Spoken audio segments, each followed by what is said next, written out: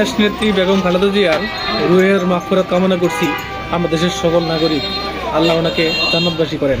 মানুষ যখন মরে যায়, আপনি তখন দুনিয়াতে নিজেই বুঝতে পারবেন যে আপনার ভালো কাজের প্রতিদান কেমন। সেটা যে কোনো ব্যক্তি হতে পারে।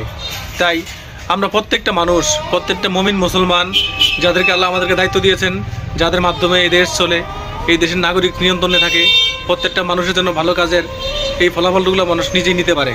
তাই আমাদের নিয়ত, আমাদের ইচ্ছা, আমাদের যে টার্গেটগুলো থাকবে, আমরা কল্যাণের জন্য কাজ করব, কোনো ব্যক্তিত্বের জন্য নয়। দেখেন, এরকম ভালো কাজ করলে ভালো প্রতিদান পাবেন। এর কিছু নমুনা আমাদের অনেক আছে। যেমন আমাদের দেশের জন্য জীবন দিয়েছেন 36 জুলাইয়ের অনেক শহীদরা, যার নাম আপনারা সবাই জানেন। সর্বশেষ হলো আমাদের দেশনেত্রী বেগম খালেদা জিয়া মারা গেলেন। আলহামদুলিল্লাহ, কানায় কানায় মানুষ ভরে গেছে, জানা যায়। এগুলো ভালো দিকের একটা লক্ষণ। তো আমরা চেষ্টা করবো প্রত্যেকেই এই ভালো দিকটা ধরে রাখার জন্য। আল্লাহর জন্য আমাদেরকে ভালো কাজ করা সহজ এবং মন মানুষের তৈরি করার সুযোগ করে দেন। আমিন।